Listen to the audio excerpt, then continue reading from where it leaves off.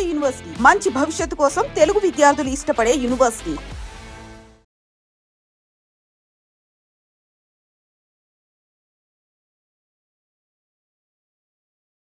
Sir, ఒకప్పుడు మన తెలుగు ఇండస్ట్రీలో రైటర్స్ అనేటప్పటికీ ఎవరైనా కానీ టాప్ రైటర్స్ ఉన్నా వాళ్ళ దగ్గర వర్క్ చేసే రైటర్స్ సుమారు ఒక 5-6 మెంబర్స్ అట్లా ఉండేవాళ్ళు, ఒక గ్రూప్ ఆఫ్ పీపుల్ టైప్లో. కానీ ఇప్పుడు రాను రాను ఆ ఒక ట్రెడిషన్ అనేది కూడా తగ్గిపోతూ ఉంది. సో ఎందుకు అంటే రైటర్స్గా రావడానికి ఆ స్కేర్ సిటీ అనేది కూడా ఉందా, లేకపోతే ఏంటి మెయిన్గా? రైటర్స్ మీరు అబ్జర్వ్ చేస్తే sir, writers even music directors కూడా చాలా తక్కువ మంది. అట్లీస్ట్ స్టార్ మ్యూజిక్ డైరెక్టర్ పెద్ద సినిమాలకు మనకి మ్యూజిక్ చేయాలంటే తమన్ గారు, దేవి గారు, ఇప్పుడు బీమ్స్ గారు వచ్చారు. బీమ్స్, యా, వాళ్ళు కూడా సరిపోవట్లేదు మనకి. మనం పెద్ద పెద్ద సినిమాలకు కూడా వాళ్ళు సరిపోక కొత్త వాళ్ళని ట్రై చేయటం, వేరే లాంగ్వేజ్లోంచి ట్రై చేయటం, లేకపోతే చిన్నాళ్ళల్లో ఎవరో ఒకరికి ఇవ్వటం, బ్యాక్గ్రౌండ్ స్కోర్ ఒకరికి ఇవ్వటం, మ్యూజిక్ ఒకరికి ఇవ్వటం సరిపోవట్లా. స్కేర్ సిటీ నాకు సంబంధం లేదు, మ్యూజిక్ డైరెక్టర్స్లో కూడా ఉంది. ఎందుకంటే దాన్ని ప్రాపర్ ప్రొఫెషన్ లాగా తీసుకొని నేర్చుకొని చిన్నప్పటి నుంచి దాని మీద లైఫ్ చాలా తగ్గుతుంది, వస్తాను కొంచెం తగ్గుతుంది. రైటింగ్ వైజ్ కూడా ఇవాళ రేపు రైటింగ్ అనేది వస్తే డైరెక్టర్ అవ్వాలన్న ఆలోచన ఉన్న వాళ్ళే మెజారిటీ ఉంటున్నారు. సో రైటింగ్ ఒక ప్రొఫెషన్ లా తీసుకోవాలి అన్నది నాకు తెలిసి ఆల్మోస్ట్ నిల్లో ఉంది. But end of the it's a craft. మనం ఇప్పుడు ఇంకోటి ఏమవుతుందంటే సార్, మనం దాన్ని రైటర్ ప్రొఫెషన్ని మనం ఎలివేట్ చేయడం మొదలు పెడితే వచ్చే వాళ్ళకి కూడా ఇంట్రెస్ట్ ఉంటుంది.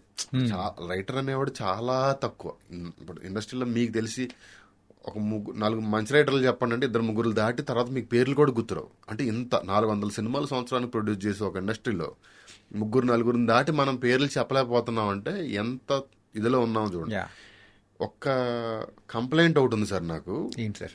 ఫిలిం ఫేర్ లాంటివి పెద్ద పెద్ద అవార్డు ఫంక్షన్స్లో రైటర్ల పేర్ల మీద అవార్డులు లేవు సార్. నాకేం ఇంట్రెస్ట్ ఉంటుంది అసలు? ఒక రైటర్ పెన్ను పెట్టింది ఏ సినిమా స్టార్ట్, ఒక ప్రొడ్యూసరు, ఒక హీరో, ఒక డైరెక్టర్ ఎవరు కలగన్నా సినిమా మొదలవదు. ఒక రైటర్, అది డైరెక్టర్ అవ్వచ్చు, రైటర్ అవ్వచ్చు. ఒక రైటర్ ఓం పెట్టి కథ రాయడం మొదలు పెట్టకపోతే, సీన్ నెంబర్ 1 అని స్టార్ట్ చేయకపోతే ఏ సినిమా మొదలవ్వదు, ఏ సినిమా లేదు. అలాంటిది ఒక రైటర్కి ఏ అవార్డు ఫంక్షన్లోనూ అసలు అవార్డు కేటగిరీయే లేదు. ఇక ఎక్కడి నుంచి వస్తారు కొత్త రైటర్లు? ఆ క్రాఫ్ట్ నేను తీసుకోవాలి. ఇప్పుడు ఎవరో ఒక రైటర్కి ఒక కథకు ఒక అవార్డు వచ్చింది అనుకోండి సార్, చూసి మనకు ఇప్పుడు అవార్డులు ఎందుకు ఇస్తారు? ఇన్స్పిరేషన్, మనలో జోష్ నింపడం కోసం, కింద ఉన్న వాళ్ళందరికీ నేను ఆ ప్లేస్ తీసుకోవాలన్న కోరికను పెంచడం కోసం ఇచ్చేదే అవార్డు. అవును, వాళ్ళు ఇచ్చే అవార్డులో కానీ ఇచ్చే మనీలో కానీ ఇది లేదు, దాని తాలూకు గౌరవంలో ఉంది. ఇప్పుడు ఆ గౌరవమే బయట ఎక్కడ లేదు అన్నప్పుడు నేను ఎందుకు తీసుకుంటాను? ఆ క్రాఫ్ట్ నేను ఎందుకు తీసుకోవాలి? అంటే మెయిన్గా ఇంత తక్కువ మంది ఒక రైటర్స్గా ప్రొడ్యూస్ అవ్వడానికి, అంటే రైటర్స్గా తయారవడానికి రీజన్ ఏంటంటే మెయిన్ ఇలా అవార్డ్స్ కానీ అప్రిసియేషన్స్ కానీ ఏం లేకపోవడం కానీ గౌరవం. ఇప్పుడు ఒక రైటర్ పెన్ ఫుల్ స్టాప్ పెట్టిన తర్వాత రాయడం, అతని పని అయిపోయిన తర్వాత మిగతా యూనిట్ 23 క్రాఫ్ట్స్ పని అప్పుడు మొదలవుద్ది. అవును, ఓకేనా? ఇతను చివరికి వచ్చేసరికి సైడ్ లైన్ అయిపోతాడు. Out of frame is out of mind అన్నట్టు ఇతను ఎక్కడికో వెళ్ళిపోయి ఉంటాడు అతను. సో గుర్తింపు వైజ్ కూడా అప్పుడెప్పుడో పనిచేసిన గుర్తించడం ఒకటి కష్టం అవుతుంది, గుర్తింపు కష్టం అవుతుంది. అతని గురించి మీరు ఏ ప్రీ-రిలీజ్ ఈవెంట్ చూసినా ఒక స్టోరీ రైటర్ గురించి మాట్లాడడం మనం అసలు చూడం. అన్ని క్రాఫ్ట్స్ గురించి మాట్లాడుతుంటారు కానీ ఆ స్టోరీ రైటర్ గురించి మాత్రం ఇదవుతాడు. ఇప్పుడు ఇందులో నేను ఒక రైటర్ను కాబట్టి మా తరపున ఎంతో కొంత నేను కూడా చెప్పాల్సిన బాధ్యత ఉంది కాబట్టి చెప్తున్నాను తప్ప వేరే. ఆ గుర్తింపు మనం ఇండస్ట్రీ నుంచి ఇస్తూ, ఇలాంటి అవార్డ్స్ నుంచి ఇస్తూ ఉంటే కొత్త రైటర్లకి ఇన్స్పిరేషన్ వస్తుంది. ఆ ప్లేస్లో మనం ఉండాలి. ఇప్పుడు నేనున్నాను సార్, నేను నా చిన్నతనంలో నేను యంగ్గా ఉన్నప్పుడు త్రివిక్రమ్ గారిని చూసి, ఒక స్టేజ్ తర్వాత కోన వెంకట గారిని చూసి, కోన వెంకట గారు 2 కోట్లు తీసుకున్నారు కథకి, అదేంటది మన అదుర్స్ సినిమాకు దేనికో అంటే ఒక రైటర్ అలా తీసుకుంటారా, అలా వస్తుందా? త్రివిక్రమ్ గారు 1 కోటి రూపాయలు అంటే డబ్బుల గురించి మాట్లాడలా, అది కూడా ఒక పాయింట్. ఇప్పుడు త్రివిక్రమ్ గారు రాయడం చూసి అసలు ఏంటి అలా ఒక మనిషి ఎలా ఆలోచిస్తున్నాడు అన్న ఫీలింగ్ ఏదైతే ఉందో, అది ఇన్స్పైర్ అవ్వడానికి 10 రీజన్స్ ఉండొచ్చు. బట్ అలాగా ఇన్స్పైర్ చేయడానికి 1-2 పేర్లు ఉండేవి. పేర్లు ఉండేవి, అది ఉండేది. ఇప్పుడు అది లేదు. అది అలాగా మనం అంతలాగా గౌరవించేలాగా లేకపోయేసరికి కొంచెం ఆ ప్రొఫెషన్ తీసుకోవడానికి ఇబ్బంది పడుతున్నారు, లేకపోతే అంత ఇంట్రెస్ట్ చూపించట్లేదేమో అని నా ఫీల్. అంటే ఇప్పుడు రాను రాను కూడా ఎవరైతే రైటింగ్ అంటే స్టోరీస్ ఎవరైతే రాస్తున్నారో వాళ్ళే డైరెక్టర్స్గా అనేది కూడా మారుతున్నారు కదా సార్. సార్ డైరెక్టర్ అయినా సరే అతను ఒక స్టోరీ రాయాలి కదా. అవును.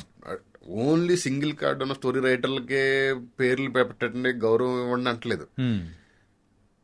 ఇప్పుడు ఒక డైరెక్టర్ ఉన్నారు సార్, ఆ డైరెక్టర్ సందీప్ రెడ్డి వంగ, ఆయన కథ ఆయన రాసుకున్నారు. ఆయనకి డైరెక్టర్గాతో పాటు స్టోరీ రైటర్గా కూడా ఒక అవార్డు వచ్చింది అనుకోండి సార్.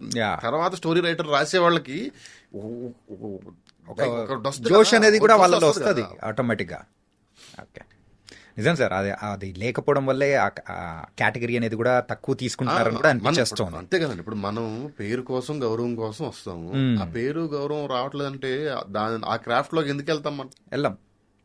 అదే జరుగుతుంది ఇక్కడ అంతే. ఓకే సార్, ఒక్కసారి మనము స్టార్టింగ్ ఆఫ్ యువర్ డేస్ మెయిన్గా సినిమా ఇండస్ట్రీలోకి రాకముందు, సో జబర్దస్త్ కంటే ముందు జెమ్నీలో ఒక షో కోసం అట్లా ట్రై చేయడం కానీ, సో ఇవన్నీ చేసుకుంటూ ఇట్లా వచ్చారు.